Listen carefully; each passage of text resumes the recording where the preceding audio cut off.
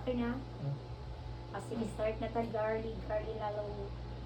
Okay, so nasabta naman na to girly no tanan. Finish na for confidential daily post. For my thesis lang yun siya. So start na ta number 1. So number 1,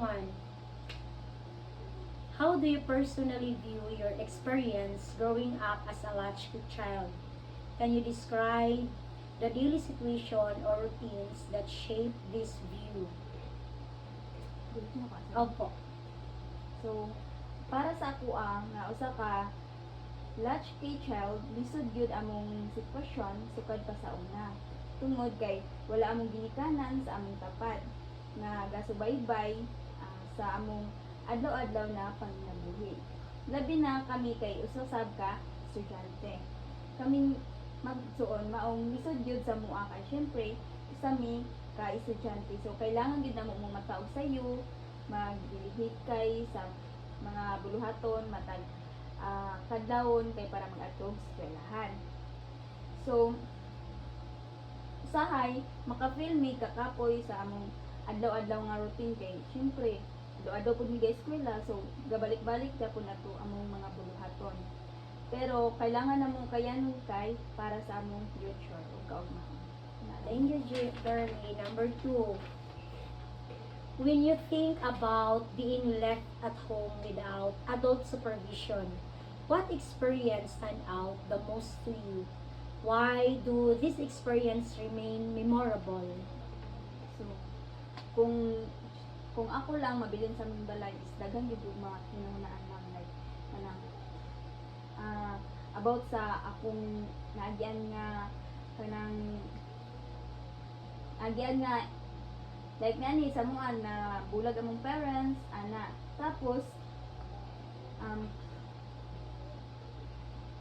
and pero wala naman na siyang gikuan nga dili na lang kita man, pero mas diha nagkuan gud mi nga magpadayon kay para kabalo mi nga gihatag mi sa Ginoo kay nani reason ano yang gihatag mi tapos thankful to be sa iya nagtagaan mi mayong panglawas adlaw-adlaw.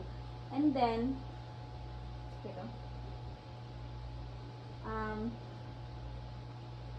tagaan dapat minyag bayang pamunaw-na mamgud nga magpadayon mi sa among pag-eskwela bisan nagnyani among sitwasyon sa kinabuhi. Okay, next story. How did your responsibilities or routines at home influence the way you viewed being a latchkey child?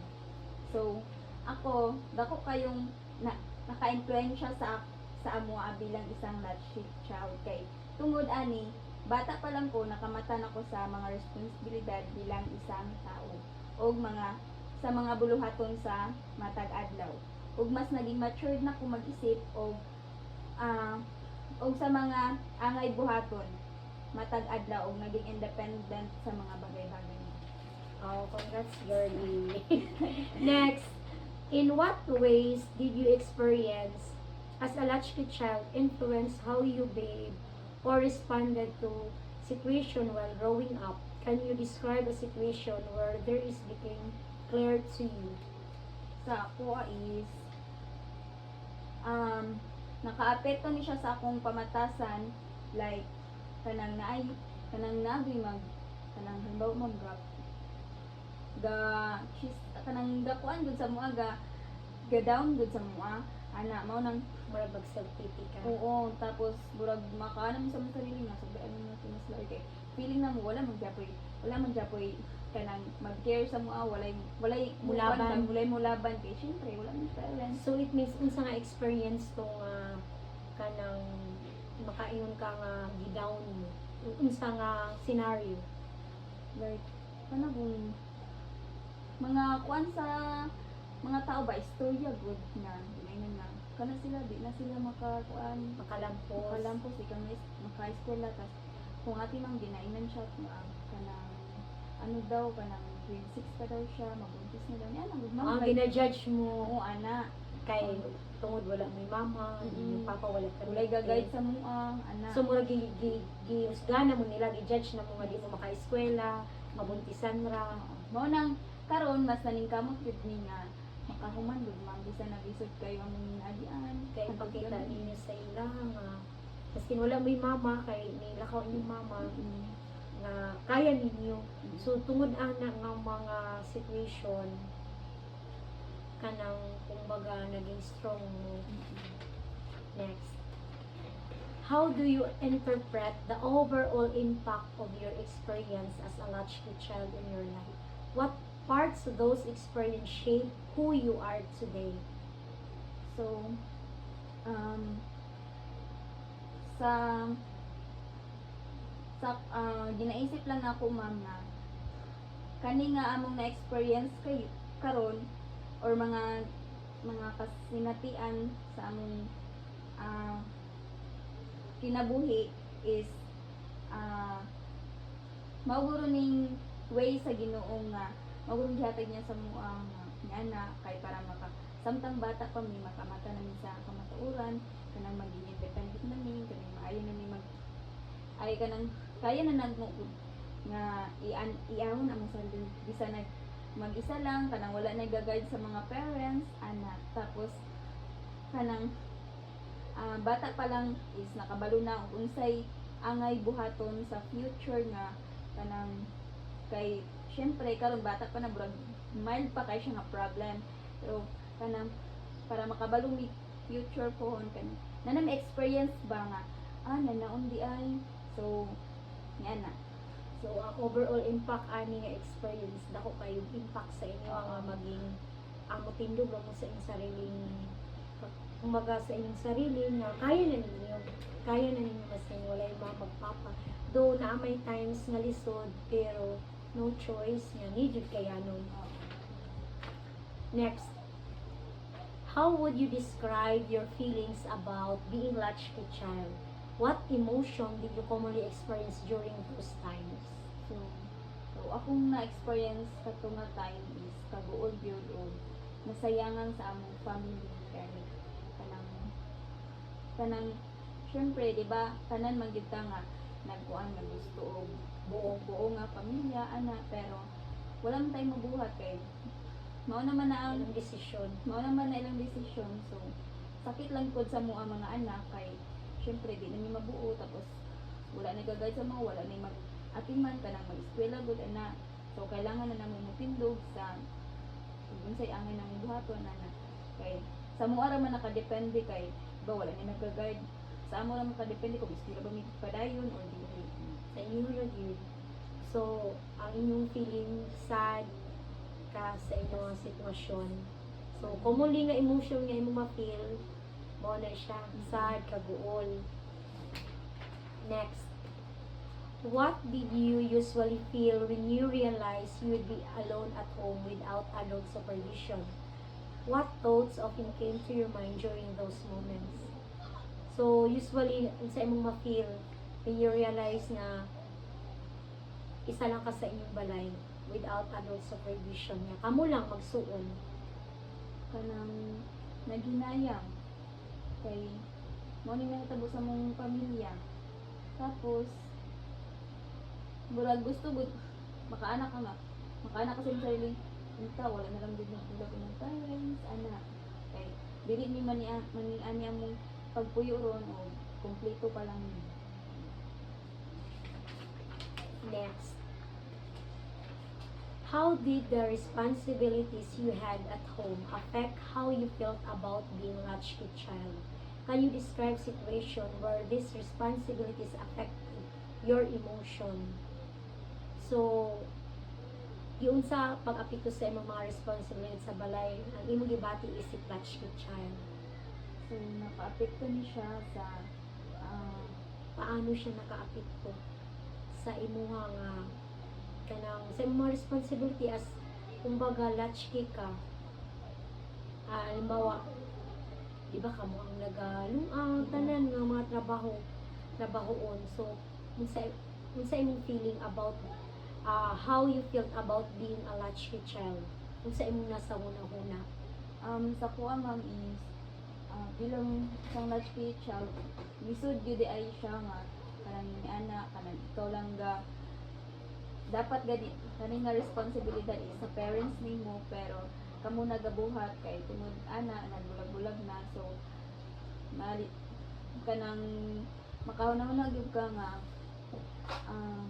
unta yan ang good ma'am kanang murag daghan kay mosulod sa imong una-una ba nga what if yan anak good Kana akong mama, siya Mm-mm. unta ani, siya. kanang magpatala unta ko nga magkauno lang. Tapos kanang ma-feel kanang sa iban good makaanak ko may pa sila nga na yung mga parents pag uli nila sa balay dito na lang sila kaon. Kaon. Kami kay kailangan pag na mo pag abot sa balay kailangan nang mo-ilista yun dyan maglihok sa buluhaton sa balay. Yan. Yung usahay, ngita pa dyan sa lutoon. Oo, sudanon, ana. Usahay, dili na lang gani mo kaon kay tungod kanang kapoy na or way sudan, ana. Boys and So, next. How did being alone at home influence your sense of safety or comfort? Were there moments when you felt worried or uneasy? Kanang sa pusay nga mag-inasara mo or kamo lang magsuon, gibati ba nimo ang kahadlok o kanang safety o unsa ba safety or comfort? Were there moments where you felt worried or uneasy? So sa mua is kanang wala namang gyud may among mama is lain naman siya balay tas yung papa lang pero naay times nga akong papa is trabaho na siya Layo. so layo man di na siya kauli kami lang nasa aming balay so ma-feel gid namo nga kanang mahaglok ni kay nabay usahay diya mo na silang panirado daw yung mga kanang bintana ka na aday mga kat ana mao nang diha kanang mura nang migma kuan gud matroma kay syempre walay mga dagko sa mong balay nya kami lang so naay posibilidad kung katong kuan kabalo sila sa mong angat wala man ni sila kuan kato na to ni mao na diha is mahaglok gid ni nga kami lang pero kaya gid namo to wala may Moment to ikuan sa ano sa masbo. Next, looking back now, how do you feel your experience as a latchkey child have affected you emotionally? Which memories or feelings from the time remain most vivid to you today? So, how do you feel your experience as a latchkey child? Kanang mga experience nimo as a latchkey child? Kanang nakaapekto ba sa imo emotionally? Yes, dako ka siya kaning na epekto sa among kay di ba kaning bata pa lang is kanang wala na mi ga kuan dun sa among kinsay kanang mag-decision dun ni ma'am tapos kami na lang ba so dapat kung kanang ana nga decision like mga serious nga situation kailangan na mo i-think na mo siya og maayo kung tama ba niya mong ginabuhat yan Kay walay mo guide kung Kay walay unsay tama gyud nga buhaton. So naa ba kay experience nga kanang kuan kayo ba dili nimo dali ad lugay nimo malimtan ay ni naapagyapon sa imong una hangtod karon.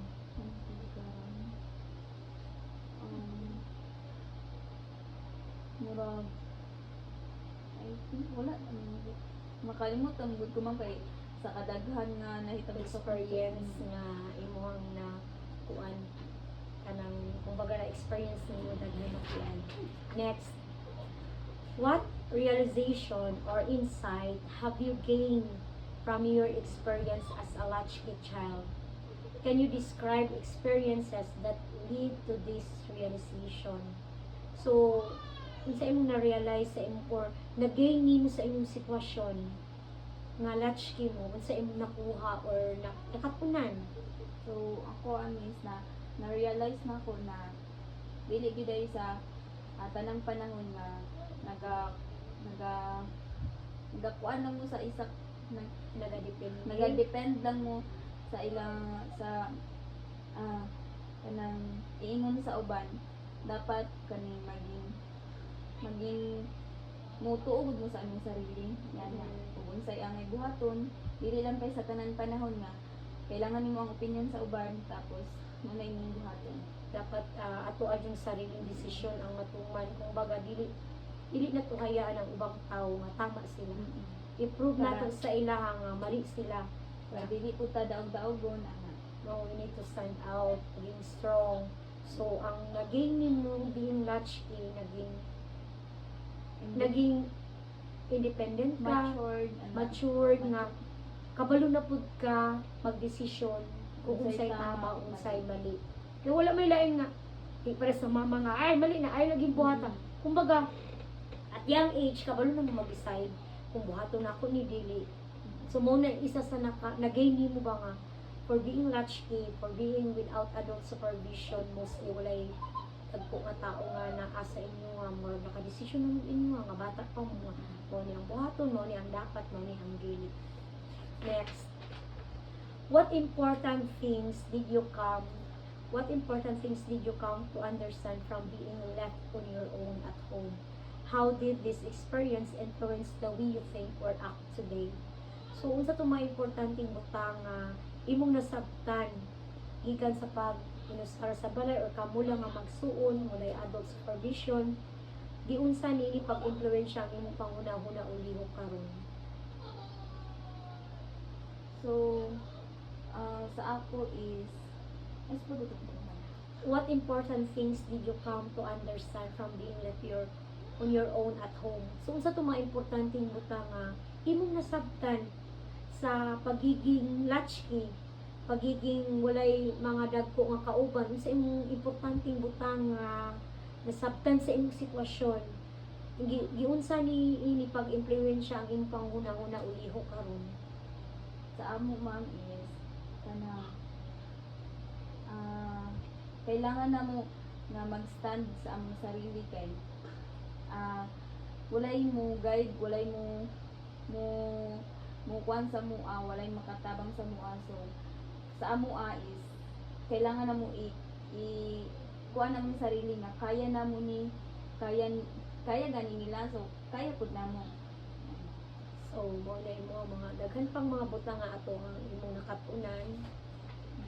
Next, what have your experience taught you about responsibility or independence? Can you describe situation that helped you develop this understanding? So, maghatag daw ang isa ka sitwasyon nga nakatabang, nga nakatunan nimo ang responsibilidad o pagkahimong independent. Unsa to nga mga situation nga nahimo kang responsible o independent na ka. Ang makain ka, independent na ka. Kanang nagakuan ma'am, kanang like karon situation nga makaingon ka nga kanang nakaingon ka nga responsable ka nga pagkatao o kaya na nimo sa mga decision adlaw-adlaw ma'am, like kanang working good nga kanang mo anak ko sa akong sarili nga kaya na ko ni sila kaya nun para lang sa pagmaon. so kanang dito pa lang murang independent ka in terms of decision making. Wala may mo alam mo Ayaw lang kay morning advantage, morning disadvantage. So murag sa dito mapili mo nga kanang naa kay independent to decide. Pagiging responsible, paano unsa nga sitwasyon nga makaingon ka nga responsable na ka nga pagkatao? Like sa Trabahoon sa balay. mga trabaho pud ma'am, like kanang tumatag adlaw nga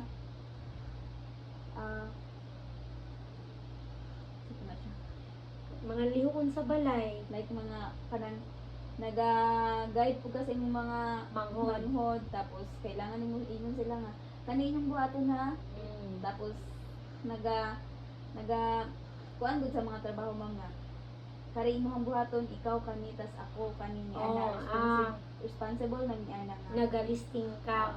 Naamoy assignment nga ikaw manghugas, ikaw magkabog tubig, ikaw manilhig, ikaw kumbaga maglaw sa mga manok, ana. So dinha pa lang responsible na nimo kumbaga ikaw ang leader nila.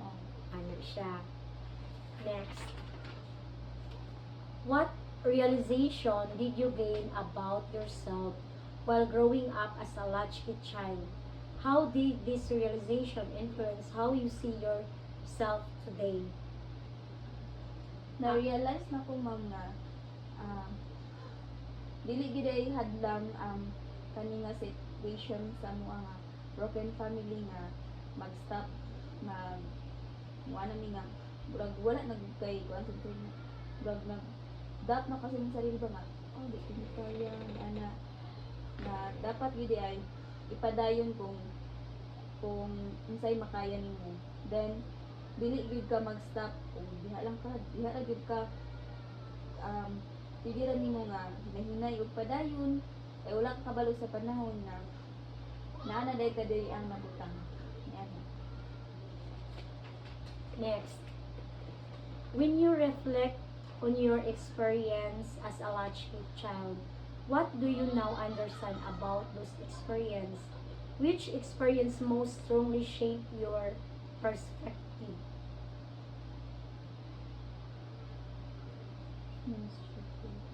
Okay, kung una-una-uni mo kung mag-reflect ka sa imong experience, tanang experience gikan sa katong sa time na nilakaw imong mama hantod karon. So, what do you now understand about those experience? Kung isuma total to mga experience nga imong na-experience, then which experience most strongly shape your perspective? Nganong ingon ana ka nga mag-isip karon? Nganong ingon ana nakakapursigido nga makalampos? So, unsang experience nga naka-impluwensya sa imo nga dapat ingon ani akong maabot kay tungod ato nga experience? Pinaka memorable ni mga experience nga strongly na shape kang ingon ani imong pananaw, ingon ani imong perspective sa kinabuhi kay tungod ato nga experience. Kato is kanang na kuan ako nga gusto na mo nga ipadayon ang among pag-eskwela kay dili mi gusto nga kanang yanu-yanuhon mi sa among mga relatives niana, tapos minsan nagnian ni among kahimtang karon pero gusto gyapon namo nga nang makatabang mi sa akong pamilya sa among parents bisan nagbulag sila gigyaan mi nila, pero thankful gyapon mi sa ilaha kay itagaan mi nila kinabuhi kay sukad pagkabata pa lang is naa pa lang sa tiyan sa mama is nagantos na gid ang atong ginikanandaan. So mao na ang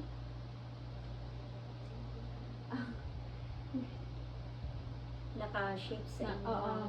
Sa among hunahuna nga dapat ipadayon ug unsay sugdan ug kailangan namo nga mag-eskwela og tarong kay para nga makasuklian namo sila og maayo bisan nas o ganang ilahaming bibyaan niana.